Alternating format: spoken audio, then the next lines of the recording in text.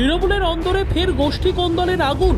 দলের অনুমোদন ছাড়াই পুরুলিয়ার পুঞ্চায় মহামিছিল করলেন জেলার দাপুটে তৃণমূল নেতা ও জেলা পরিষদের সহ সভাধিপতি সুজয় বন্দ্যোপাধ্যায়।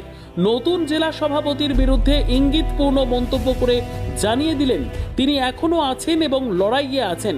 সুজয় বন্দ্যোপাধ্যায় কি বলেন দেখুন।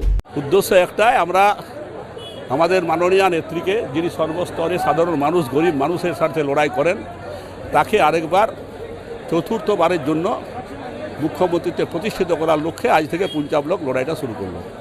26-এর নির্বাচনের লড়াই।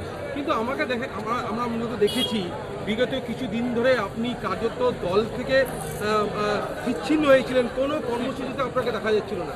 না, এইটা ঘটনা নয়। ঘটনা হচ্ছে যে জেলার নেতৃত্বে আমি এখন তো কোনো পদে নাই, তাই তারা হয়তো ডাকেনি আমাকে।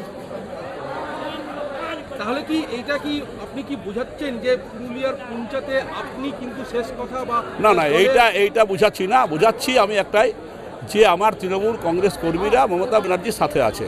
আমাকে ডাকুক আর না ডাকুক, ওটা আমার কাছে কোনো ফ্যাক্টর নয়। বললেন যে আপনাকে কোনো জায়গায় ডাকা হচ্ছে না। যদি আপনারা মনে করেন যে দল আমাকে অসম্মান করছে, এটা আমার কথা নয়, এটা আমাদের জেলা নেতৃত্বের কথা, আমার কথা নয়। এই মিছিলে ছিল না জেলা নেতৃত্ব, তবু সুজয় ঘনিষ্ঠ হাজার হাজার কর্মীর জমায়েতে সরগরম পুঞ্চা। এদিকে বিষয়টি এড়িয়ে গিয়ে জেলা সভাপতি রাজীব লোচন সোরেন জানালেন খোঁজ নিয়ে দেখব। অন্যদিকে সুযোগ বুঝে কটাক্ষ বিজেপির গৌতম রায় বলেন, তৃণমূল এখন নিজের ঘরেই জ্বলছে, সাধারণ মানুষ সব দেখছে।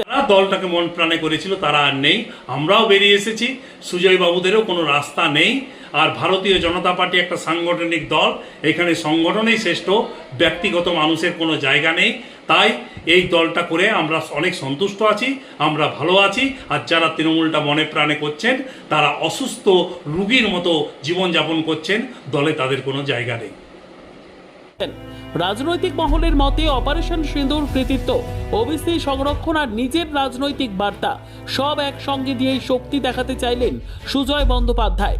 শেষ প্রশ্ন, এক জেলা এক দল, তবুও আলাদা পথ।